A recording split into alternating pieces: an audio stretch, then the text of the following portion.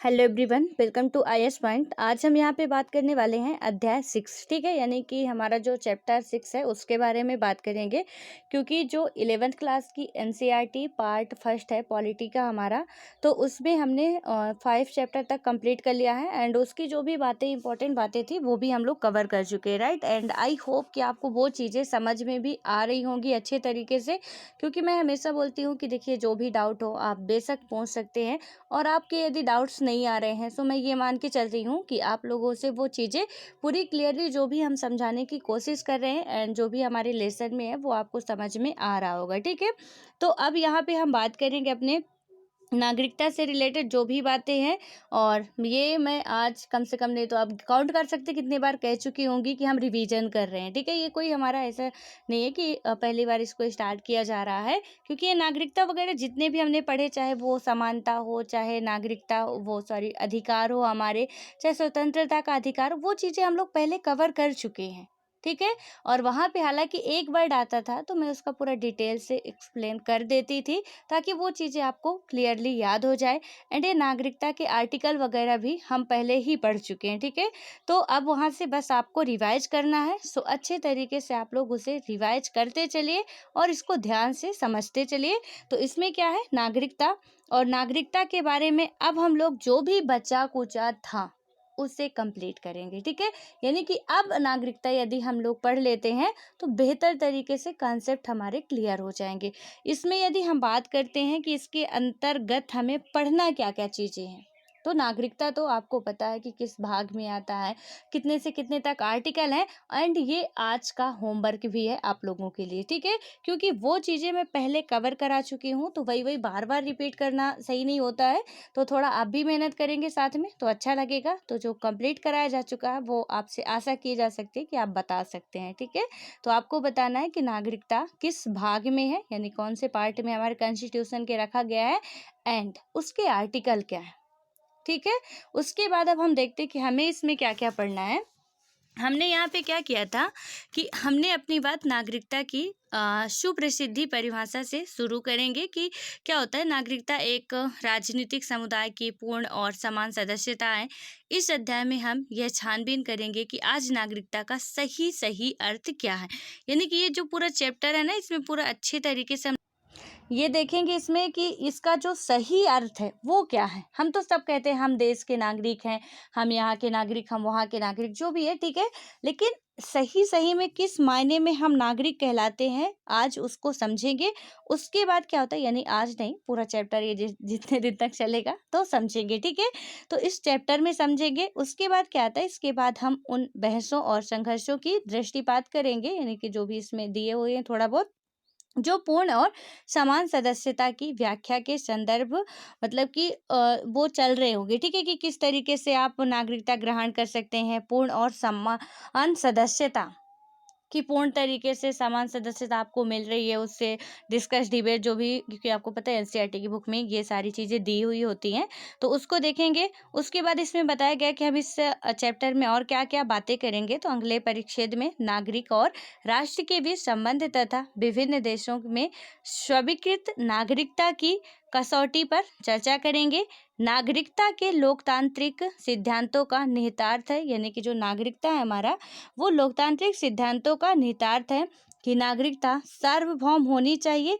क्या इसका मतलब, यानी कि इसका यह अर्थ है कि प्रत्येक व्यक्ति को किसी न किसी राष्ट्र का सदस्य मान लेना चाहिए। यानी कि इसमें बताया गया कि यदि हम कहते हैं कि जो नागरिकता के लोकतांत्रिक सिद्धांतों का निहितार्थ है कि नागरिकता सार्वभौम होनी चाहिए, यानी सार्वभौम का मतलब है कि यूनिवर्सल। ठीक है, तो अब इसका मतलब हम ये मान लें कि यहाँ पे सीधे सीधे बताया गया है कि नागरिकता के लोकतांत्रिक सिद्धांतों का निहितार्थ है हमारा नागरिकता सार्वभौम होनी चाहिए।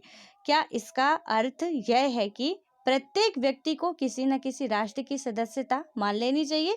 यानी कि हमने देखा कि चलो ठीक है, हमें सार्वभौम मतलब ये हमारा अधिकार है, या हम कुछ भी कह सकते हैं कि नागरिक हमें होना चाहिए, कहीं का भी सबको ये मिलता है, राइट। तो उससे हम क्या करें कि यहाँ पे बोलते कि नहीं, हम कहीं के भी नागरिक बन सकते हैं, व्हाटएवर जहाँ के भी मन करे हमारा, तो हम अपने राष्ट्र की भी नागरिकता लें, हम अपने स्टेट की भी नागरिकता लें, हमारा बस चले तो हम अपने जहाँ पे रह रहे हैं उस जगह की भी नागरिकता ले बैठे। तो इसमें बताया गया है कि क्या ऐसा सही है, एंड इसके आंसर हम लोग ढूंढेंगे कि क्या ऐसा कर सकते हैं कि हमें एक राष्ट्र की ही नागरिकता मिल सकती है, या एक स्टेट की भी हम नागरिकता ले सकते हैं, या तो जिस प्लेस में आप लोग रह रहे हो हम सब रह रहे हैं, तो चाहे आप हम गांव से आ रहे हैं या कस्बे से आ रहे हैं या किसी नगर पालिका से बिलोंग करते हैं, वहीं पे हमने क्या किया कि हमने अपनी नागरिकता ले लिया। तो क्या ये चीज़ें कर सकते हैं या नहीं कर सकते हैं, तो इसमें हम समझेंगे कि हाँ, हम कहाँ की नागरिकता रियल में ले सकते हैं। सार्वभौम तो यूनिवर्सल तो बोल दिया आपको, बट कहाँ के लिए है, ठीक है। उसके बाद क्या होता है, ऐसी हालत में मतलब कि हालात में क्या होना चाहिए कि हम तमाम राष्ट्र विहीन लोगों के अस्तित्व की व्याख्या कैसे करेंगे, इस मुद्दे पर बाद के परिच्छेद में विचार किया जाएगा। आखिरी परिच्छेद में हम क्या बातें करेंगे यहाँ पे कि वैश्विक नागरिकता के मुद्दे पर विचार होगा कि इसका अस्तित्व है और क्या यह राष्ट्रीय नागरिकता की जगह ले सकती है। तो लास्ट में हम ये बातें करेंगे। उसके बाद है कि इस अध्याय को पढ़ने के बाद हमें क्या क्या जानकारियाँ मिल सकती हैं। यहाँ पे है कि नागरिकता के अर्थ की व्याख्या करने और आज जिन क्षेत्रों में इस अर्थ को विस्तार दिया जा रहा है या चुनौती दी जा रही है, उनमें से कुछ पर विचार करने में समर्थ होंगे। यानी कि इस चैप्टर में हम ये इतनी चीजें पढ़ेंगे, राइट, कि कहाँ की ले सकते, कहाँ की नहीं ले सकते, कैसे कैसे की। हमने एक वर्ड सुन लिया कि यूनिवर्सल है, सो हमने मान लिया कि कहीं की भी ले सकते हैं। तो ऐसा नहीं, हम देखेंगे अभी कहाँ की हो सकती है, एंड उसके बाद हम इस चैप्टर को पढ़ने के बाद क्या क्या इससे सीख मिलेगी हमें। तो यहाँ पे क्या क्या है कि आप नागरिकता के जो भी हमारे अर्थ की व्याख्या बहुत अच्छी तरीके से क्लियरली कहीं पे भी, जब मेंस में आंसर राइटिंग करने को आ जाए, चाहे प्री के भी कोई भी फैक्चुअल क्वेश्चन बनते हैं, तो थोड़ा बहुत ना हम वो 50-50 वाला कॉन्सेप्ट जब आता है, तब हमें क्या करना पड़ता है, डू एंड डाई वाला है, करो या मरो। यानी कि अब हमें, यानी कि हमें ये पता है कि 4 में से 2 ऑप्शन तो क्लियरली नहीं है, ठीक है। 2 के लिए तो हम बिल्कुल श्योर हैं कि ये नहीं है, लेकिन अब 2 हमारे दिखा के रखे हैं कि अब 2 में से लग रहा है ये भी हो सकता है, ये भी हो सकता है, ये नहीं हो सकता। अब 50-50 एलिमिनेशन आ गया, अब इसमें से हमें एक ही चूज करना है, ठीक है। अब उस टाइम पे क्या होगा कि हमारे जिसके भी, आप में से जिसके भी ये अच्छे तरीके से आप लोग को कवर रहेगा, कंप्लीट रहेगा, तो वहाँ पे क्या होगा, थोड़ा बहुत हम आइडिया लगा सकते हैं कि हमने ऐसे ऐसे पढ़ा था, एंड इसमें तो ऐसी कोई बात ही नहीं होती है जो कि दूसरे एक, क्योंकि राइट आंसर तो एक ही होना चाहिए ना।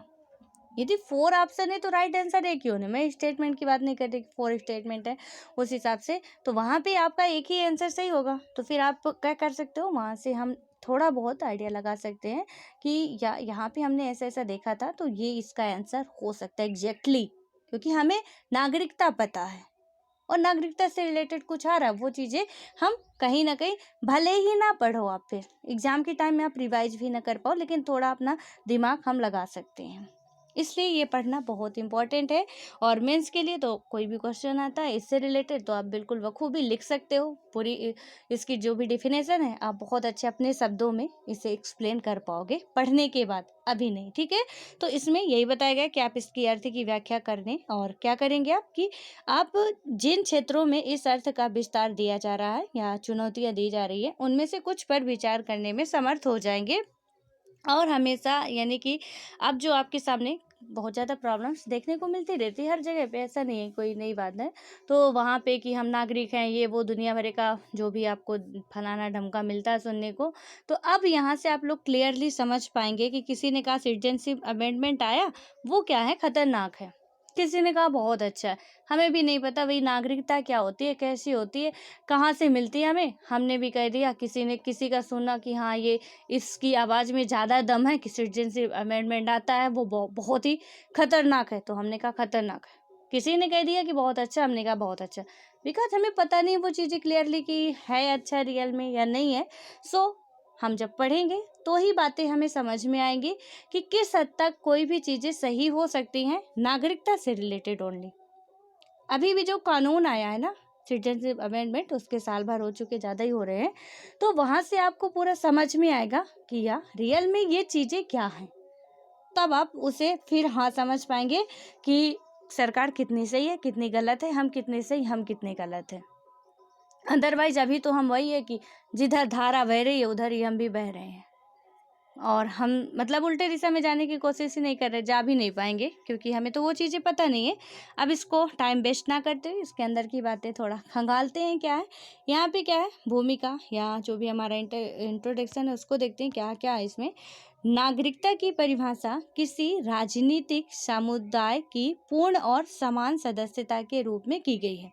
यानी कि जो नागरिकता की परिभाषा है वो क्या है कि किसी राजनीतिक समुदाय की पूर्ण और समान सदस्यता के रूप में की गई है। समकालीन विश्व में राष्ट्रों ने क्या किया कि अपने सदस्यों को एक सामूहिक राजनीतिक पहचान के साथ साथ कुछ अधिकार भी प्रदान किए हैं। यानी कि इसमें क्या बताया गया, थोड़ा बहुत अच्छे तरीके से समझिएगा जितने भी ये चैप्टर हम पढ़ रहे हैं, ठीक है। सॉरी। उसके बाद आपको समझ में आएगा इसका बेनिफिट। हालांकि आपको समझ में आ रहा होगा इसका बेनिफिट, लेकिन जब आप कहीं क्वेश्चन वगैरह देखेंगे तो और अच्छे तरीके से समझ में आएगा, और अभी जो देख रहे होंगे उनके लिए तो अच्छी बात है। तो यहाँ पे क्या बताया गया है इसमें कि नागरिकता की जो परिभाषा होती है किसी राजनीतिक समुदाय की पूर्ण और समान सदस्यता के रूप में की गई है। यहाँ पे राजनीतिक समुदाय वर्ड ऐड किया गया है, ठीक है। तो राजनीतिक समुदाय की पूर्ण और समान सदस्यता के रूप में की गई है, यानी कि जो समकालीन विश्व है, समकालीन विश्व का मतलब कि अभी जब हम रह रहे हमारे टाइम के ही विश्व, या हम बात करें स्वतंत्रता के टाइम पे जो हमारे देश की ही नहीं अदर कंट्रियों की भी जो सिचुएशन थी, उसके बाद प्राचीन काल में। समकालीन विश्व का मतलब कि प्राचीन काल में हमारे यहाँ क्या हो रहा था उसी टाइम में, यानी कि यदि प्राचीन काल में हमारे यहाँ कोई घटना घट रही थी उस टाइम पे अदर कंट्रियों में क्या सिचुएशन थी वो हम देखते हैं कि हम अपना प्राचीन काल हड़प्पा सभ्यता पढ़ते हैं, उधर मेसोपोटामिया और भी कई सारी सभ्यताएं हम देखते हैं, ठीक है। तो वो अदर कंट्रियों में हम देखते हैं, तो इसलिए हम उसे समकालीन कह सकते हैं। एंड अभी हम प्रेजेंट टाइम पे रह रहे हैं तो हमारा जो चल रहा है अभी हमारे समकालीन उनका भी जो भी सिचुएशन है उससे हम कंपेयर करेंगे, अभी की करेंगे क्योंकि समकालीन तो अभी है, ठीक है। तो इसमें क्या होता है कि समकालीन विश्व में राष्ट्रों ने क्या किया, अपने सदस्यों को एक सामूहिक राजनीतिक पहचान के साथ साथ कुछ अधिकार भी प्रदान किए हैं। इसलिए हम संबद्ध राष्ट्र के आधार पर अपने को भारतीय, जापानी या जर्मन मानते हैं। यानी कि हमें कुछ अधिकार भी दिए गए हैं और उन्हीं के आधार पर हम क्या कहते हैं कि राष्ट्र के आधार पर हम अपने भारतीय, यानी कि हम कहते हैं हम भारतीय हैं अपने अपने राष्ट्र के उसमें। अदर कोई कहता है अदर कंट्री वाला हम जापानी हैं, कोई व्यक्ति कहता हम जर्मन हैं, ठीक है। तो ये अलग अलग राष्ट्र के अलग अलग उन्हें मान्यता मिली हुई है, और नागरिक अपने राष्ट्र से कुछ बुनियादी अधिकारों के अलावा कहीं भी यात्रा करने में सहयोग और सुविधा की अपेक्षा रखते हैं।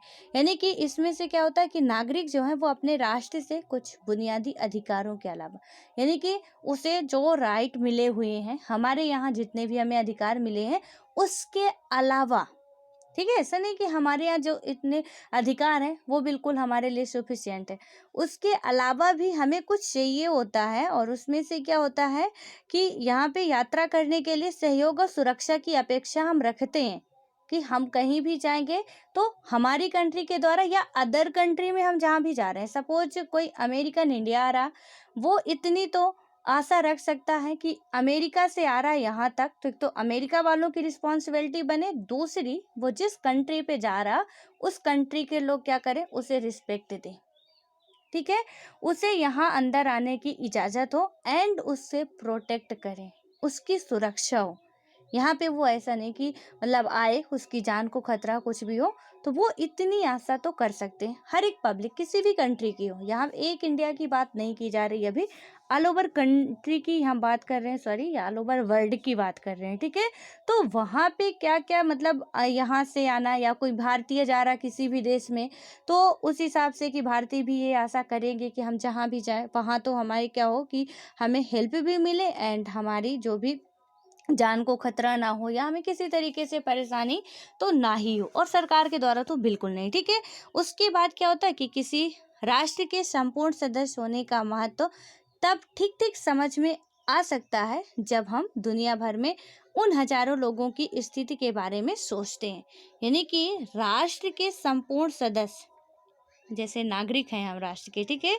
तो इसका ठीक ठीक मतलब हमें कब समझ में आएगा, इसलिए इसमें बताया जा रहा है कि जब हम क्या करेंगे कि दुनिया भर में उन हजारों लोगों की स्थिति के बारे में सोचते हैं जो कैसे होते, किन हजार लोग, यानी कि कौन से हजार लोगों के बारे में हम सोचते हैं, तब हमें समझ में आता है। तो वो ऐसे लोग होते हैं जो दुर्भाग्यवश शरणार्थी और अवैध प्रवासियों के रूप में रहने के लिए मजबूर है। यानी कि जो दुर्भाग्यवश, आप देखिए कि अभी 2018-19 में काफ़ी ज़्यादा वो था रोहिंग्या वालों का, ठीक है, कि वो आ रहे हैं अपने कंट्री पे। तो यहाँ पे कोई तो खुशी से तो नहीं आना चाहता, बिल्कुल भी नहीं। आपको पता है, अभी जब कश्मीर का मुद्दा चल रहा था तो उधर के जितनी भी पब्लिक थी, जो कश्मीरी हिंदू थे, आज भी, यानी कि उन्होंने अपना घर बार छोड़ के, एक टाइम ऐसा था जब उन्हें मार के निकाल दिया गया था उधर से, ठीक है। कहीं ना कहीं किसी न किसी स्टेट में, अभी मैं स्टेट के अंदर की बात कर रही हूँ, बाहर नहीं, थोड़ा सिचुएशन बता रही हूँ कैसे क्रिएट होती है। तो जब उन्हें क्या किया गया, वहां से मार के भगा दिया गया, वो यहाँ आ गए। अब जान तो सबको प्यारी होती है, लेकिन उनका जो उस जगह से प्यार था, यानी कि जो उनका बर्थ प्लेस था, उससे जो लगाव था, वो आज तक नहीं भूल पाए थे। और जिन्हें भी ये कश्मीर का जो आर्टिकल 370 जो हटा है, तो यहाँ से जैसे ही मौका मिला वो अपने अपने जगह पे गए हैं और जाने की कोशिश भी किए हैं। ऐसा नहीं कि वो जाने की कोशिश नहीं की कि इतने साल हो गए हमने छोड़ दिया सो छोड़ दिया, नहीं छोड़ा जाता। आप जिस जगह पे रह रहे हो, आप एक झोपड़ी पे रह रहे हो ना, तो बहुत ही आसानी से आप उसे भी नहीं छोड़ पाओगे। एक महल जाना है आपको, बहुत अच्छे प्लेस में आपको जाना है, 5 स्टार होटल में रहने जाना है, या कोई अच्छा खासा आपको मिल जाता है घर, वहां जाके रहना है, फिर भी आपका जो यहाँ से लगाव होगा वो इतना जल्दी नहीं हटता। चाहे भले ही उस वहाँ पे आप एक झोपड़ी पे रहते रहे हो, खूब परेशानी रही हो बहुत सारी, लेकिन फिर भी अचानक से हमें कहीं जाना हो, हम नहीं एक्सेप्ट कर पाते, नहीं सह पाते वो चीज़ें। और यहाँ से हम कह सकते हैं हमें कोई भगा नहीं सकता, हमारे हमसे हमारे अधिकार कोई छीन नहीं सकता।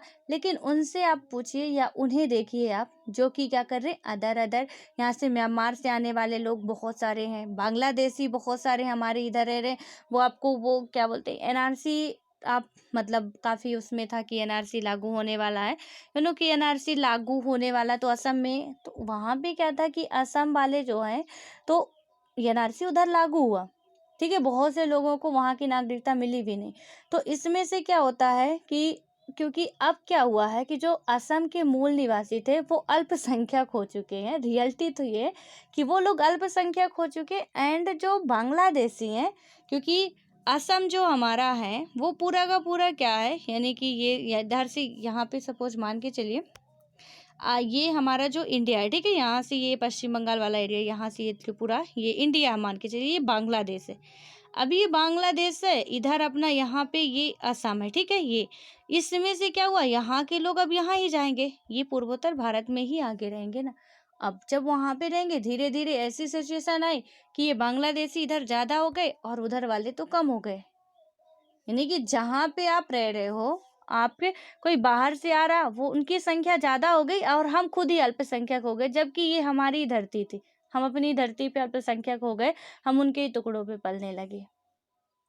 तो यहाँ पे क्या हुआ कि फिर वो लाना, क्योंकि हमारे देश को हम पहले, होता है ना कि पहले अपना घर बचाएंगे, और जब हमारा घर सेफ रहा तो हम दूसरे के घर को बचाने जाएंगे।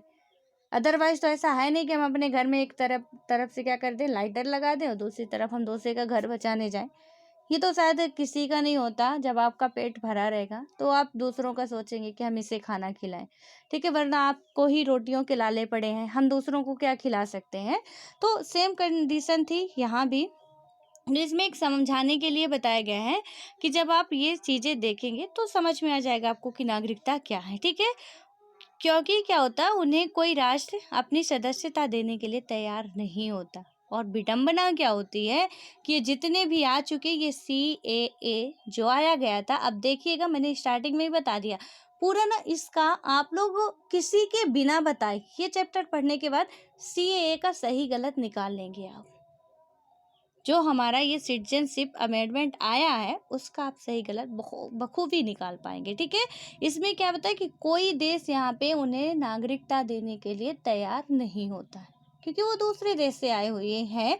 और उसके बाद क्या होता है, नागरिकता मिलने के कुछ फ़ायदे होते हैं, क्या होते हैं, क्या नागरिकता ना हो तो क्या होता है, यहाँ पे क्या होता है कि ऐसे लोगों को कोई एक राष्ट्र अधिकारों की गारंटी नहीं देता। हमारे पास अधिकार है, हम बहुत कहते हैं कि हमारे पास अधिकार है, लेकिन यहाँ पे इन लोगों को हमारा देश कोई अधिकार नहीं देता। हमारा क्या, कोई भी देश, ठीक है। उसके बाद क्या होता है, और वे आम तौर पर असुरक्षित हालत में क्या करते हैं, जीवन यापन करते हैं। मनपसंद राष्ट्र की पूर्ण सदस्यता उनके लिए ऐसा लक्ष्य है जिसके लिए वे संघर्ष करने को तैयार है, जैसा कि आज हम मध्य पूर्व के फिलिस्तीनी शरणार्थियों के मामले में देखते हैं। यानी कि अभी आप एक एग्जाम्पल लेंगे तो आपको समझ में आएगा कि मध्य पूर्व में फिलिस्तीनी जो शरणार्थी हैं उनके साथ क्या क्या हुआ, कैसे हो रहा, वो जब हम देखते हैं, हम अपने इंडिया में ही देखते हैं, अदर कंट्रियों में, अपने आस पड़ोस की कंट्रियों में देख लीजिए, बहुत दूर मत जाइए, अमेरिका मत जाइए, साउथ एशिया मत जाइए, आप यहीं पे देखिए। तो जब मैं साउथ एशिया बोलती हूँ ना, तो थोड़ा आपको समझ में आ जाना चाहिए, साउथ एशिया हमारा इंडिया आता है, ठीक है। साउथ एशिया में ही है।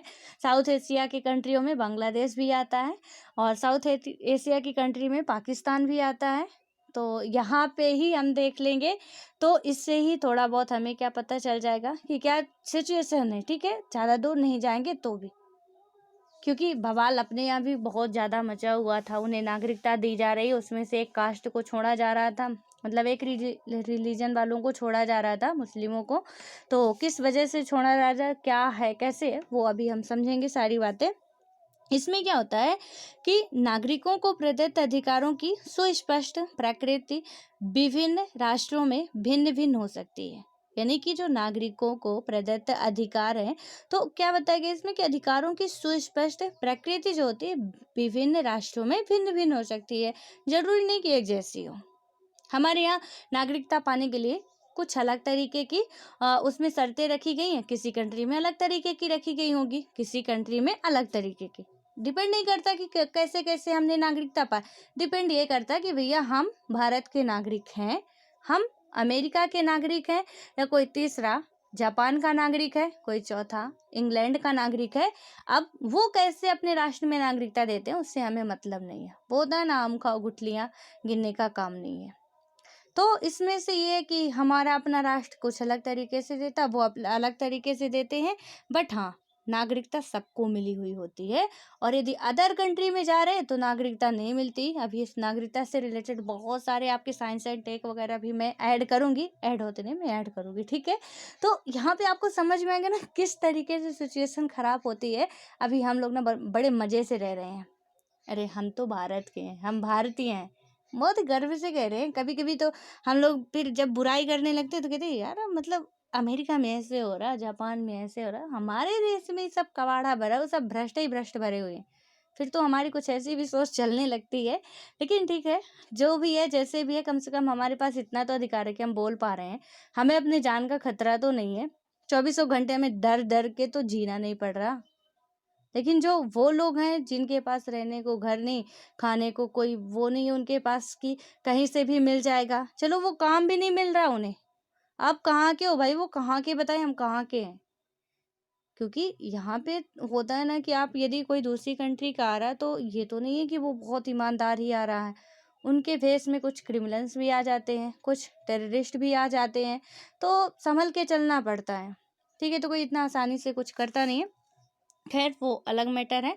उसके बाद यहाँ पे क्या आता है कि भिन्न भिन्न हो सकता है, लेकिन क्या होता है कि अधिकतर लोकतांत्रिक देशों ने आज उनमें कुछ राजनीतिक अधिकार शामिल किए। यानी कि अधिकतर जो भी डेमोक्रेसी कंट्री है, ठीक है, यहाँ पे हमेशा आपको लोकतांत्रिक देश ही मिलेगा कभी भी। और आप भी जब लिखेंगे आंसर राइटिंग हम करेंगे तो लोकतांत्रिक देश लिखेंगे, ना कि सिर्फ देश लिखेंगे। लोकतांत्रिक देश और देश में काफ़ी अंतर है। देश में तो कई तरीके के देश आ जाएंगे, चाहे वो तानाशाह वाले हों, चाहे वो मतलब जो राजशाही वाले हों, वो राष्ट्र हों। तो यहाँ पे हम देश ना लिख के हमेशा यदि लोकतांत्रिक देश लिखेंगे तो आंसर अच्छा होगा मेरे हिसाब से, ठीक है। एंड एग्जामिनर को भी ये काफ़ी अच्छा लग सकता है। उसके हिसाब से क्या होता है, उसके आगे यदि हम बात करते हैं कि यहाँ पे क्या होता है, उदाहरण स्वरूप यदि हम देखते हैं या एग्जाम्पल में मतदान, अभिव्यक्ति या आस्था की आज़ादी जैसे नागरिक अधिकार और न्यूनतम मजदूरी या शिक्षा पाने से जुड़े कुछ सामाजिक आर्थिक अधिकार हैं। यानी कि कुछ सामाजिक भी अधिकार मिले होते, कुछ नागरिक भी जिन्हें नागरिकता प्राप्त होती है, ठीक है। उन्हें मतदान की अधिकार होता है, यानी कि वो मतदान कर सकते हैं, वोटिंग राइट होता है उनके पास। वो उन्हें बोलने की स्वतंत्रता होती है, यानी कि हम लोग क्या है, जिस देश के नागरिक हैं, हम भारत के नागरिक हैं, हमें हंसने, बोलने, उठने, बैठने, सोने, रोने, गाने सबकी स्वतंत्रता मिली हुई है। सारे अधिकार हमें मिले हुए हैं। जीवन जीने का अधिकार मिला हुआ है। कोई हमारा शोषण ना कर सके उसका भी हमें अधिकार मिला हुआ है। हम अच्छे से जी सके, सम्मान पूर्वक जी सके, ये भी राइट हमें मिला हुआ है। हम मतलब जीने के लिए हमें भोजन की आवश्यकता, उसका भी राइट हमें मिला हुआ है कि हमारे पास भोजन नहीं तो गवर्नमेंट ही कहीं से सुविधा, यानी कि जो भी उसके लिए वो करा सकती है, कराए। पानी नहीं मिल रहा, हमें जीने की स्वतंत्रता है या जीने का अधिकार है। सो ये कहीं ना कहीं गवर्नमेंट की भी रिस्पॉन्सिबिलिटी बन जाती है कि यदि हमारे पास पानी नहीं है तो कहीं से भी पहुंचाए, लेकिन हमें पहुंचाए, क्योंकि हमारे पास जीने की स्वतंत्रता है या जीने का अधिकार है। तो गवर्नमेंट फिर चाहे जहाँ से करे, आप देखो ये सप्लाई का पानी आता है, ये मिनरल वाटर आता है, दुनिया भर का जो भी करते हैं, आपको सहकारी दुकानों में 1 रुपए में अनाज मिलता है। तो वो क्यों मिलता है? क्योंकि हमें जीने की स्वतंत्रता, और हर एक आदमी पैसे वाला नहीं है। हमारे देश में रहने वाला या किसी भी कंट्री में रहने वाला हर एक पर्सन यहाँ पे रिच नहीं हो सकता, एंड हर एक पर्सन पुअर नहीं हो सकता। तो जो रिच है उनके लिए तो ठीक है, आपने सहकारी दुकानें खोली, उसमें से आपने क्या कर दिया कि उसका कुछ क्राइटेरिया तय कर दिया कि जो इस कैटेगरी में आते हैं हम उसे क्या करेंगे, अनाज उपलब्ध कराएंगे। जो नहीं आते हैं तो उन्हें हम नहीं कराएंगे। यानी कि ऐसा लग रहा है कि जो अच्छे खासे मतलब अपना खर्चा उठा सकते हैं, मतलब ये भूखे नहीं मरेंगे, उनके लिए कोई सुविधा नहीं दी जाती है। ऐसा नहीं उन्हें जीने का अधिकार नहीं है, जीने का अधिकार है। बट मैं यहाँ पे आपको ये समझाना चाह रही हूँ कि जो हम जब नागरिकता हमें प्राप्त होती है तो फिर हमारे गवर्नमेंट की भी रिस्पॉन्सिबिलिटी हमारे ऊपर होती है कि वो किस तरीके से क्या करेगी कि हमें जीने की स्वतंत्रता है, और फिर जीने के लिए क्या चाहिए यदि हमारे पास नहीं तो वो उपलब्ध कराएगी, चाहे फिर वो कुछ भी चीजें हो। अब ठीक है, फिर वो ऐसा नहीं होता है कि फिर अब हम कहें कि जीने के लिए हमें दाल चावल मिल रहा है, उतने से काम नहीं चल रहा, हमें तो पनीर की सब्जी चाहिए। तो अब ये वाला सिस्टम फिर थोड़ा गड़बड़ हो जाएगा। बट हाँ, जीने के लिए यदि आपको रोटी की आवश्यकता है तो गवर्नमेंट रोटी दिलाएगी। वो तो फिर हमारी आवश्यकता नहीं, हमारी राजशाही मांगे हो जाएंगी, डिमांड हो जाएगी कि भाई हमें चाहिए। तो फिर उसके लिए अलग मैटर हो जाता है, क्योंकि सबको गवर्नमेंट पनीर नहीं खिला सकती है। तो और कहीं की भी यदि रिच हुई तो खिला भी सकती है, बट पब्लिक थोड़ी सी नहीं होती है, ठीक है। लेकिन हाँ, वो इतना है कि ना आपको मरने देगी ना जीने देगी, और जो शौक है तो फिर अपने से करे तो बेहतर होता है। तो ये उसकी भी रिस्पॉन्सिबिलिटी, बट कब होती है, जब उसकी भी, मैंने कहा ना यहाँ पे उसकी रिस्पॉन्सिबिलिटी होती है गवर्नमेंट की, बट कब होती है, जब हमें नागरिकता प्राप्त होती है। जब हमारे पास नागरिकता ही नहीं होती है, उनकी जो हमारी गवर्नमेंट है, इंडिया गवर्नमेंट ही है, यहाँ पे जो शरणार्थी आए हुए हैं, इंडिया गवर्नमेंट की रिस्पॉन्सिबिलिटी नहीं है कि उनके घरों में जाके क्या लगाए, नलकूप लगाए या उनके सहकारी दुकानों से उन्हें भोजन दिलवाए, कुछ भी, मतलब वो नहीं है। ठीक है, चलो एक इंसानियत के नाते, एक पड़ोसी के नाते, नेबरहुड फर्स्ट जो इंडिया की पॉलिसी चलती है, या कुछ भी की मान लो आप कर सकते हो, ठीक है, दे सकते हो। वो किसी भी तरीके से आके दे रहे हैं, खरीद रहे हैं, तो आपका थोड़ा बहुत पैसा ही बढ़ेगा, आप दे देते हैं, अच्छी बात है। लेकिन अब ये नहीं कि मजबूर करो आपकी, नहीं हम आपके देश में आए, आप ऐसा हमारे साथ क्यों कर रहे हो, आपको करना चाहिए, देना चाहिए। नहीं, वो नहीं कर सकते, उनका हक ही नहीं है। सपोज ऐसे मान के चलिए, आप एग्जाम्पल लीजिए कि हम हैं, ठीक है, हम क्या करते हैं, आपके घर आते हैं और आपसे कहते नहीं, हमें आपकी पूरी संपत्ति में, पूरे जायदाद में हमें पूरा हक चाहिए, क्योंकि हम जिस देश के नागरिक थे ना, हम ऐसे कह रहे हैं, सपोज हम किसी अलग कंट्री से आ रहे हैं, यानी कि हम किसी अलग देश से आ रहे हैं और हम कह रहे हैं कि हम जिस देश के नागरिक थे वहां पे हमें पूरे अधिकार मिले हुए थे, तो हमें वही वाला यहाँ चाहिए। यानी कि हमारे घर में सुख सुविधाएं सारी हमें मिलती थी, तो आपके घर में भले ही कुछ नहीं, हम आपके घर के कुछ नहीं लगते, बट हमें चाहिए वो चीजें, आप दोगे कैसे नहीं। तो यहाँ तो आप क्या करोगे, सीधे पुलिस फोर्स को बुलाओगे कि भाई ये जबरदस्ती आके मेरे घर पे कब्जा कर रही है, मतलब जबरदस्ती दिखा रही है। तो वहाँ पे क्या होगा कि हमें तो भोजन भी मतलब एक गिलास पानी भी आप नहीं देने वाले हो। हाँ, प्यार से थोड़ा इज्जत से यदि कहे तो ठीक है कि दे सकते हैं इंसानियत के नाते। अदरवाइज़ वहाँ पे हमने ज़बरदस्ती कह दिया, जैसे आज किसान आंदोलन कर रहे हैं, हम में से कोई भी यानी कि आंदोलन कर सकता है जिस भी देश के नागरिक हैं, लेकिन उनके पास वो अधिकार नहीं है कि वो आंदोलन कर दें हमारे देश में आके, कि हम आपके देश में आए, हमें सारी सुविधाएँ आप उपलब्ध कराओ। हमने रहने के लिए दे दिया, ज़मीन दे दी उतनी बहुत है। ठीक है, तो अब उनकी हालत आप समझ सकते हैं कैसे होती है। तो यहाँ पे यही बताया गया है, एग्जाम्पल भी आपको यही समझाया गया है कि जो भी इसमें है, ठीक है, कि जिनके पास अधिकार है तो या नागरिकता प्राप्त है उन्हें ये सारे अधिकार मिलते हैं। उसके बाद क्या होता है कि नागरिक आज जिन अधिकारों का प्रयोग करते हैं उन सभी को संघर्ष के बाद हासिल किया गया है।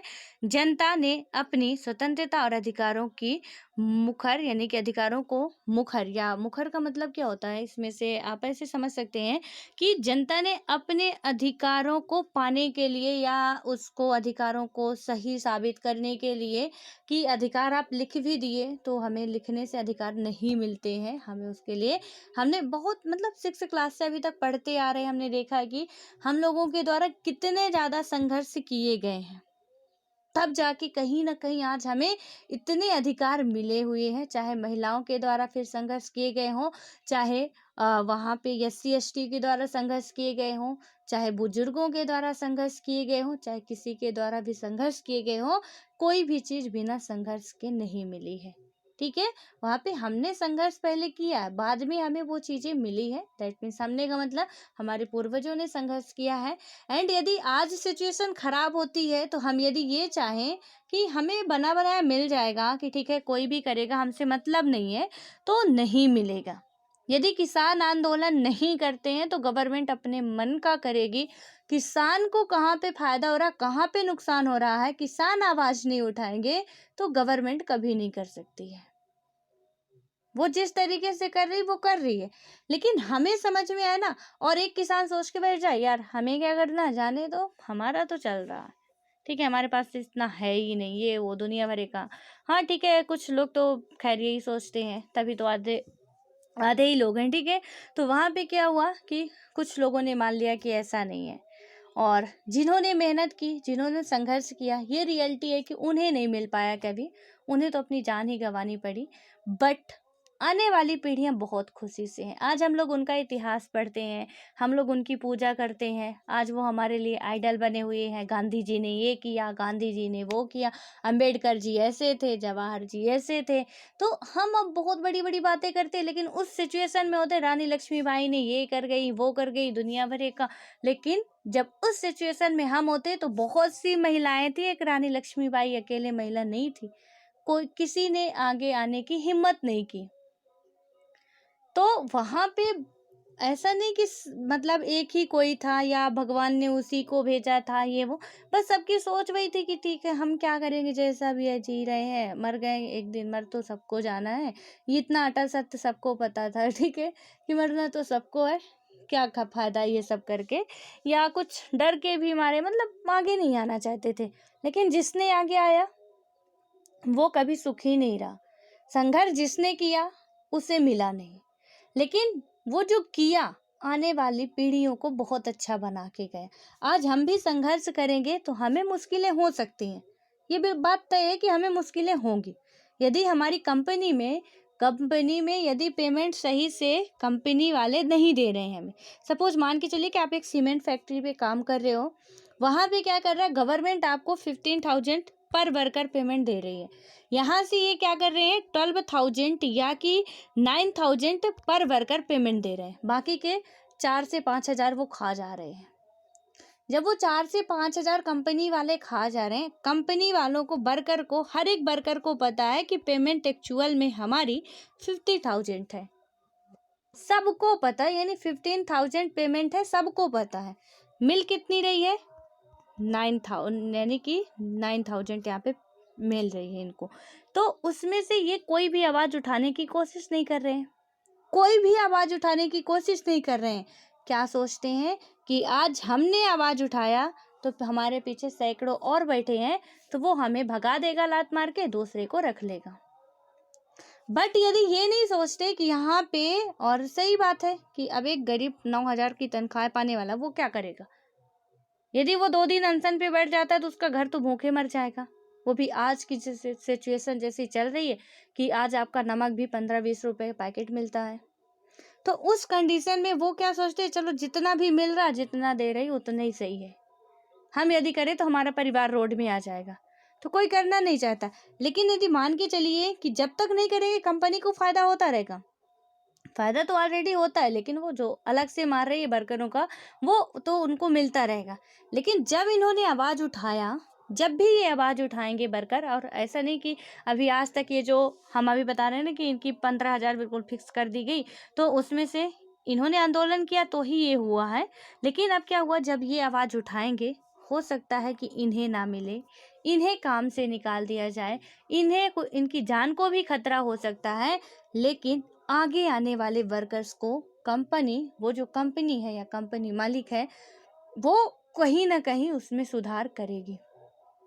हमने देखा था कि 1857 की क्रांति सफल नहीं हुई थी, लेकिन पूरी तरीके से हम कह नहीं सकते कि विफल भी हुई थी, क्योंकि जो कंपनी का शासन था, डायरेक्ट ताज जो विक्टोरिया थी वो अपने हाथों में ले लेती है। यानी कुछ तो उन्हें एहसास हो चुका था कि इंडिया में राज करना मामूली बात नहीं है। तो यहाँ पे हमने यदि संघर्ष किया तो चीजें हमें मिल सकती हैं। बट यही है कि पहले जाए कौन भाई। आज हम ही बहुत बड़ी बड़ी बातें बोल रहे हैं, हमारा ही नंबर आ रहा है, हम ही पीछे हट जाएंगे। फिर कौन मरे, हम तो फालतू आराम से बैठे हैं घर में, अपना जो भी कर रहे हैं, खा पी रहे हैं, मजे से हैं, काहे को हम फालतू के झमेले में फंसेंगे। तो हम ही नहीं जाने की कोशिश करेंगे, और ऐसे सब लोग होते हैं।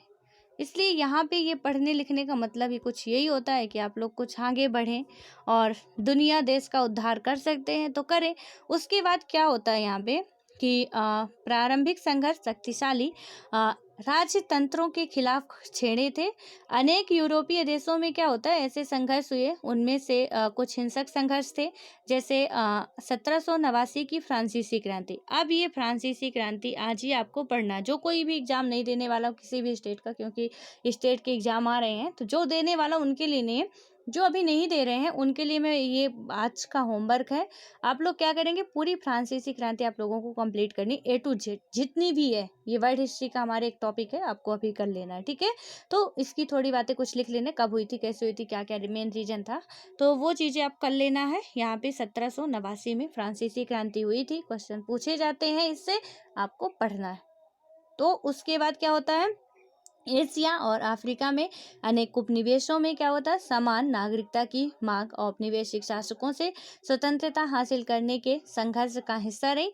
दक्षिण अफ्रीका में समान नागरिकता पाने के लिए अफ्रीका की स्वायत्तवादी को सत्तारूढ़ गोरे अल्पसंख्यकों के खिलाफ लंबा संघर्ष करना पड़ा।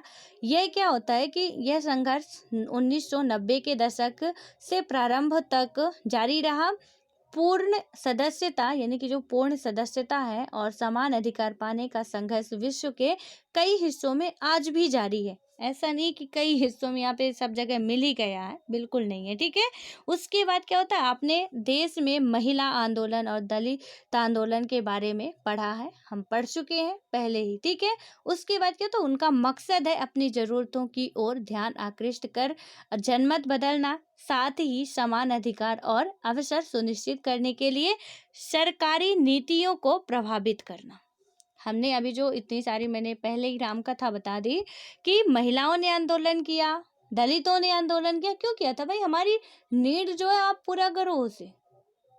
ऐसा नहीं कि हमने सरकार चुन के बैठा दिया, वहां पे आप बैठे हो कि हम जनता की भलाई के लिए बैठे और जनता तो भूखे मर रही है। तो इसमें ऐसा नहीं हो सकता, वहां पे आपको करना पड़ेगा। एंड जब उन्होंने संघर्ष किया तब उनको जाके वो चीजें मिली हैं जो उन्हें चाहिए था। अभी भी जिसको नहीं मिली, जिसे नहीं लगता कि अभी हमें और चाहिए, अभी हमें बहुत सी चीजों की कमी है, वो अभी भी लगातार संघर्ष जारी रखे हुए हैं। कई सारे देश ऐसे हैं, आप डेली का न्यूज़पेपर पढ़ते होंगे तो आपको ये सारी बातें कहीं ना कहीं पढ़ने को मिल जाती होंगी कि किस कंट्री में क्या हो रहा है, ठीक है। उसके बाद क्या होता है, नागरिकता सिर्फ राजसत्ता और उसके ये जो खाड़ी वाले देश हैं, थोड़ा सा मैं यहाँ पे आपको बता दूं कि ये जो हमारे मतलब जो सऊदी अरब वगैरह वाली जो उधर साइड की पूरी कंट्रियाँ खाड़ी, ये जो वो खाड़ी देश के नाम से जाना ही जाता है, कई सारी उसमें कंट्रियाँ, ठीक है। तो वहाँ पे ना आज भी सिचुएशन बहुत खराब है, महिलाओं की स्थिति तो इतनी बदतर है कि आप बिल्कुल वहाँ के इतिहास पढ़ेंगे तो आपको समझ में आएगा, इतिहास नहीं वर्तमान पढ़ेंगे अभी प्रेजेंट टाइम का भी, तो समझ में आएगा। और वही जो न्यूज़पेपर से आप लोग अपडेट रहते हैं तो और भी अच्छे तरीके से चीज़ें आपको अभी जो मैं बता रही हूँ वो भी आपको समझ में आ रही होंगी, यदि आप लिंक कर पा रहे होंगे कि सिचुएशन कितनी खराब होती है। और ऐसा नहीं कि आज हम इतने ज़्यादा विकसित हो गए हैं तो अदर कंट्री वाले भी विकसित हो गए, बहुत कंट्री हैं जो बहुत ही ज़्यादा विकसित हो गई, लेकिन कुछ कंट्रियाँ ना जो अभी धीरे धीरे हो रही, उभर रही हैं अभी, उनका भी अभी रेनेसा ही चल रहा, ठीक है। तो उसके बाद अब क्या हो रहा है कि नागरिकता सिर्फ राजसत्ता और उसके सदस्यों के बीच के संबंधों का निरूपण नहीं बल्कि उससे अधिक है, यानी कि हमारी जो नागरिकता है, हमारी जो सिटीजनशिप है, वो क्या बताई गई इसमें कि हमें यदि हम बात करते हैं कि उसके सदस्यों के बीच संबंध, संबंध का मतलब हमारे जो भी रिलेटिव है, रिलेशन है, तो उससे से निरूपित नहीं है या निरूपण नहीं बल्कि उससे अधिक है।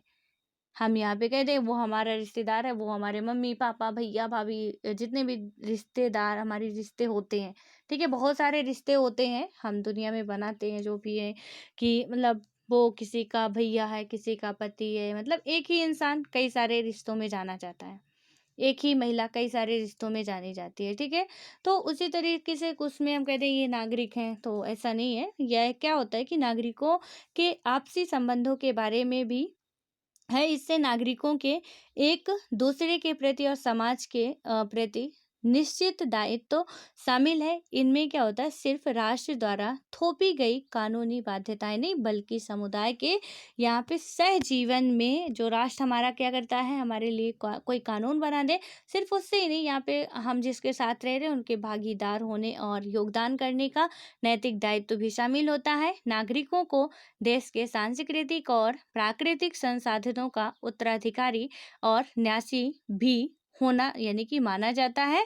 और क्या होता है कि किसी राजनीतिक अवधारणा को समझने का अच्छा तरीका उन उदाहरणों की यानी कि उन जो भी एग्जाम्पल दिए गए हैं पड़ताल करना है, जिनमें क्या होता है जाने माने अर्थों पर ऐसे समूहों द्वारा सवाल या निशान लगाया जा रहा है जो महसूस करते हैं कि उनमें उनकी ज़रूरतों और आकांक्षाओं का ख्याल नहीं किया गया है। तो कई सारे आपके पास एग्जाम्पल आ जाएंगे, यहाँ भी एक दिया गया है चिंतन मंथन करने के लिए। थोड़ा आप इसे पढ़िएगा, उसके बाद समझिएगा कि आप इसमें से क्या सोच सकते हैं, क्या आप कहाँ तक आपका दिमाग जा सकता है। तो उसके बाद और भी एग्जाम्पल जो अभी मैंने बताया कि आप हिस्ट्री पे मत जाइए, प्रेजेंट की ही कुछ कंट्रियां हैं वहाँ की बातें देखिए, न्यूज़पेपर पढ़िए, सुनिए कहीं पे भी, तो आपको पता चलेगा कि यार यहाँ तो अभी तो वही चल रहा जो घिसी पिटी बातें पहले हम अपने इतिहास में पढ़ते थे, यहाँ तो हमारे इतिहास में भी कम था, यहाँ और भी ज़्यादा चल रहा है। तो आज भी कहीं न कहीं अभी कुछ कंट्रियाँ ऐसी हैं जो बहुत पीछे हैं, लेकिन हाँ, ठीक है, हाँ, अब कंट्री अलग-अलग कंट्रियों को देख के उनका भी हो रहा विकास, धीरे-धीरे हो रहा। जो फ्रांस की क्रांति ही हुई, रूस की क्रांति ही हुई, जितनी भी क्रांतियाँ हुई हैं, और मुझे लगता है मैंने एक बार और कहा था शायद फ्रांस की कोई क्रांति मैंने कहा था पढ़ने के लिए आपको, तो यदि यही होगी तो आप रिवाइज़ हो जाएगा आपका, और यदि दूसरी होगी तो आप उसे पढ़ लीजिएगा, ठीक है? तो आपका क्या होगा कि धीरे-धीरे कंप्लीट होता जाएगा, क्योंकि कभी-कभी वन लाइनर क्वेश्चन में भी यानी ऑब्जेक्टिव भी पूछ लेता है फ्रांस की क्रांति कब हुई थी? अब उसका सन ही पूछ लिया तो याद रहेगा तो ही बेटर होगा ना कि 1789 में फ्रांस की क्रांति हुई थी, या उसके मेन रीजन क्या थे। तो उस हिसाब से आप लोग पढ़ लीजिएगा, ये जो इसका नेक्स्ट पॉइंट है हम लोग नेक्स्ट वीडियो में ही कवर करेंगे। एंड अशोक का एक क्वेश्चन था, थोड़ा मैं उसका आंसर दे दूं। यहाँ पे क्या था आपका जो था ऑनलाइन ऑफलाइन, ठीक है, मैं किसी इंस्टीट्यूट का नाम नहीं ले सकती हूँ, ये ऑनलाइन है। यहाँ पे मतलब पूरा मशीनी प्रकरण चलता है, इसमें हर एक बातें हमारी चेक की जाती हैं। तो किसी का नाम लेना, अब मैं किसी के लिए भले के लिए ले रही हूँ, लेकिन नाम तो नाम फिर वो हो जाता है ना, मतलब अ, कुछ अपने पे इशू ना आए, इसलिए मैं नाम नहीं लूँगी। बट हाँ, ये ज़रूर कहूँगी कि आप पे ये डिपेंड करता है कि आप किस तरीके से पढ़ रहे हैं। ठीक है, आपने पूछा था कि ऑनलाइन कोचिंग करना, लेना सही होता है कि नहीं? कोई भी किसी भी इंस्टीट्यूट का आप लीजिए, मैं ये नहीं कहूँगी किसी पर्टिकुलर एक इंस्टीट्यूट का, किसी का भी लीजिए। ठीक है? तो जो भी आपको सही समझ में आता है वहाँ का लीजिए। तो उससे क्या होगा कि जो भी हमारा है, ठीक है, यानी कि ऑनलाइन पढ़े चाहे ऑफलाइन, हमें क्या होता है कि बस पढ़ना, चीज़ें हमें समझनी चाहिए। हाँ, थोड़ा एक हमारे वो होता है कि आप क्लास में जाते हैं, उसका एनवायरनमेंट अलग ही होता है। उसका जो भी हमारा कंसिस्टेंट माइंड होता है, वो अलग तरीके से बनता है। लेकिन ये सब मिथ है। जब हमारा टारगेट हमें सिर्फ एक ही दिखता है, हमें चिड़िया की आँख ही दिखती है, तो फिर चाहे तीर हमें घर के अंदर से मारना हो, चाहे बाहर निकल के पेड़ के नीचे से मारना हो, फिर वो मैटर नहीं करता। बस हमें आँख दिख रही है, यानी हमें यूपीएससी दिख रहा है, उसके अलावा कुछ नहीं। तो फिर चाहे हमें ऑफलाइन कोचिंग में मटेरियल मिले, चाहे ऑनलाइन मिले, जैसे ही मिल रहा है, हमें टाइम वेस्ट नहीं करना है, सब अच्छे होते हैं। आप मेरे से पढ़ रहे हैं, बहुत लंबे टाइम से हमारे साथ आप जुड़े हुए हो, तो बिल्कुल सही है कि ये तो मैं मान सकती हूँ कि आप पूरा वीडियो वॉच करते हो एंड अच्छे तरीके से समझते हो, आपकी समझ भी धीरे धीरे डेवलप हो रही है। तो आपके अंदर तो वो क्वालिटी है कि आप चाहे ऑफलाइन चाहे ऑनलाइन आप कर सकते हो। ठीक है? तो वहाँ पे ऑफ़लाइन के भी कुछ अपने फ़ायदे हैं, ऑनलाइन के भी कुछ अपने फ़ायदे हैं। हर एक इंस्टीट्यूट अपने आप में बेटर होते हैं, चाहे वो कोई भी इंस्टीट्यूट हो, दिल्ली में बहुत सारे इंस्टीट्यूट हैं, तो जिसका आपने नाम लिया वो भी बेटर होता है, ठीक है? हर एक होते हैं बेटर, ऐसा नहीं है। कुछ मतलब अलग जो साफ़िन हसन थे, वो कुछ अ, मतलब बाजीराव सर था, ठीक है? तो उस इंस्टीट्यूट से वो निकले हुए थे, तो अब हम ऐसा नहीं कह सकते कि विज़न खराब है। तो इसलिए आप लोग क्या करेंगे कि कहीं से भी पढ़िए, कुछ कुछ भी लीजिए, चाहे अनअकैडमी लीजिए, चाहे कुछ कोई भी, तो वहाँ से आपको बहुत अच्छे अच्छे टीचर मिलते हैं। हर एक टीचर से स्टूडेंट निकलते हैं। कुछ स्टूडेंट हमारे स्कूल में ही आप देख लीजिए, हम स्कूल में बहुत सारे बच्चे पढ़ते हैं, एक ही बच्चा टॉपर बनता है, दूसरा बच्चा सेकंड रैंकर बनता है, तीसरा थर्ड रैंकर बनता है, बाकी सारे बच्चे क्यों पीछे रह जाते हैं? रीजन क्या है? एक ही टीचर पढ़ाने वाला, एक ही क्लास में बैठ के पढ़ रहे हैं, एक ही स्कूल है, और दूसरी स्कूल में सेम कंडीशन वही है। हमने इस स्कूल में पढ़ा, हमने 80% मार्क्स लाए, दूसरे ने पढ़ा दूसरी स्कूल में, वो भी 80% मार्क्स ला रहा है, दूसरे टीचर ने पढ़ाया। सो वही बुक तो वो भी पढ़ रहा, वही बुक हम भी पढ़ रहे हैं। तो इसलिए ऐसा कुछ नहीं है, जहाँ से भी आपको समझ में आए, ठीक है, जहाँ से भी आपको समझ में आए, चाहे आपको दृष्टि समझ में आए, चाहे विजन समझ में आए, चाहे बाजीराम समझ में आए, जो भी, चाहे ऑफलाइन या ऑनलाइन, उसे आप कर सकते हैं। मैं पर्टिकुलर किसी एक का नाम आपको नहीं बता सकती हूँ कि आप किससे करें, वो आपके इंटरेस्ट के हिसाब से है। और रही बात ऑनलाइन की, तो ऑनलाइन के फ़ायदे यदि आप देखेंगे तो बहुत ज़्यादा है कि उससे आपका क्या होता है, टाइमिंग की बचत होती है। आपका कोई ये नहीं होता कि आपको इतने बजे ही क्लास लेना है, आप एक क्लास छूट भी जाती है तो उसकी रिकॉर्डेड क्लासेस ले सकते हैं, तो वो भी आपके लिए एक प्रॉफिटेबल है। क्विक रिवीजन करना, वीडियो पड़े हुए हैं, आप उससे उसका जो भी स्पीड है बढ़ा के देख सकते हैं, तो वो क्या होगा कि जल्दी टाइम की बचत होगी, आपका रिवीजन भी हो जाएगा। बहुत सारे उसके फ़ायदे भी हैं। कुछ आपको उससे नुकसान भी हो सकते हैं कि आपकी आँख खराब हो सकती है, किसी का पढ़ने में मन ना लगता हो ऑनलाइन, तो वो कुछ कंडीशन अपनी पर्सनल प्रॉब्लम्स हो सकती हैं। बट वही एक एग्जांपल है कि जब हमें सामने चिड़िया की आँख दिखती हो, तो फिर मैटर कुछ नहीं करता क्या कहाँ से है, ऑनलाइन ऑफलाइन। जो आज हम यहाँ पे समझा रहे हैं, क्या आपको आपको क्या लगता है कि क्या मैं आपको ऑफलाइन पढ़ाती तो कुछ अलग तरीके से पढ़ाती, या मैं बदल जाती? मैं ऑनलाइन पढ़ाती तो वहाँ पे आपको भी ऐसे ही पढ़ाती। हाँ, ये हो सकता था कि आप हमारे से क्रॉस क्वेश्चन कर सकते थे, लेकिन उसके लिए भी कि ठीक है, आप कमेंट बॉक्स में कमेंट कर दो, वहाँ पे भी हम बताएँगे। और यहाँ पे टाइमिंग की बचत हो रही है आपकी, कि कोई भी बच्चा डिस्टर्ब करने वाला नहीं है। जो भी डाउट है आप एक मतलब कमेंट करके पूछ सकते हो, जिसके भी आंसर देने लायक होते हैं, कोई भी टीचर दे देता है। ध्यान से तो ठीक है, नहीं तो ऑफलाइन में क्या हुआ कि अब हम पढ़ा रहे हैं, सपोज आपने पूछ लिया कि मैडम ये मुखर मतलब क्या होता, अब हमने मुखर में घंटे निकाल दिए, तो फिर ऐसे में क्या हुआ, क्लास तो हमारी पता नहीं कब तक चल जाती, कोर्स पूरा नहीं होता, तो सही नहीं रहता। लेकिन ऐसे में हमारा कुछ सिस्टम सही रहता है। खैर मैं तो कुछ ये जो थोड़ा बहुत लास्ट का हो जाता है, तो इसलिए मैं पहले डाउट नहीं लेती हूँ, लास्ट में लेती हूँ कि आपका पहले कुछ चैप्टर कंप्लीट करवाऊँ, उसके बाद 10 मिनट 15 मिनट का आपका डाउट हो तो जिन्हें भी इंटरेस्टेड हो, जिनका भी हो वो देखें, अदरवाइज़ वो और लोग जा सकते हैं, ठीक है। तो आप लोग इससे ऑफलाइन के भी फ़ायदे हैं, ऑनलाइन के भी फ़ायदे हैं, दोनों के ही फ़ायदे हैं बिल्कुल। और कोई भी उसमें शंका नहीं है कि कहीं से भी आप करेंगे, मेहनत आपको करनी है और यदि बेहतर से अच्छे तरीके से आप मेहनत करते हैं तो निकल जाएंगे, इसमें कोई डाउट नहीं है, ठीक है। अभी मेरी बात समझ में ना आई हो तो फिर यही क्वेश्चन फिर से आप रिपीट कर दीजिएगा, मैं फिर से बता दूंगी आपको, थोड़ा और अच्छे तरीके से फिर समझाने की कोशिश करूँगी यदि ना आई हो। बट जहाँ तक मुझे लगता है कि अब आ गई होगी कि आपको एक ही काम करना है, कोई भी, चाहे ऑफलाइन चाहे ऑनलाइन, बस अच्छे तरीके से करना है, ठीक है। क्योंकि हमें यूपीएससी क्रैक करना है, टीचर को हमें उनकी वो मूर्तियाँ बना के या कुछ करके बैठाना नहीं है, हमें यूपीएससी क्रैक करना है। एंड जो हमने यदि राजनीतिक सिद्धांत में मैंने कुछ बताया है तो मैंने वही बताया जो बुक में लिखा है, तो कोई अदर टीचर भी वही बता सकते हैं। मैंने एग्जाम्पल घर का दिया, कोई परदेश का दे सकता है, कोई बाहर का दे सकता है, वो अलग मैटर है। चीज़ें आपको समझ में आनी चाहिए, ठीक है। तो वो सब आप देख लीजिएगा, उसके बाद तो अब आप बड़े भी हो गए हैं तो इतना आप समझ भी सकते हैं। एंड मुझे पता है कि स्टार्टिंग में प्रॉब्लम होती है, एक टाइम ऐसा आएगा कि जब आप सबको बताएंगे, सबको आप बताएंगे और कहेंगे कि ऐसी गलती मत करना, ये ऐसे ऐसे होता है। एक टाइम बाद आप भी बहुत मैच्योर हो जाएंगे। बस जुड़े रहिएगा, छोड़िएगा मत। जितने भी लोग हैं मैं उन सबसे रिक्वेस्ट करती हूँ कि अब मझधार में छोड़ के भागिएगा मत, वरना आप कायर कहलाओगे, ठीक है। तो इसलिए अब आपको आ ही गए हैं तो इसको अब 1 से 2 बार जितना भी आपका टारगेट है उस पे जी जान लगा के ही जाना है, या तो कुछ मिलेगा, यानी या तो यही मिलेगा, ये नहीं मिला तो कुछ तो ज़रूर मिलेगा, इसमें आपका ना हानि नहीं होने वाली है, इससे लगे रहना, ठीक है। So all the best. अब हम लोग मिलते हैं नेक्स्ट वीडियो में, बहुत बातें हो गई, अब पढ़ते रहिए आराम से।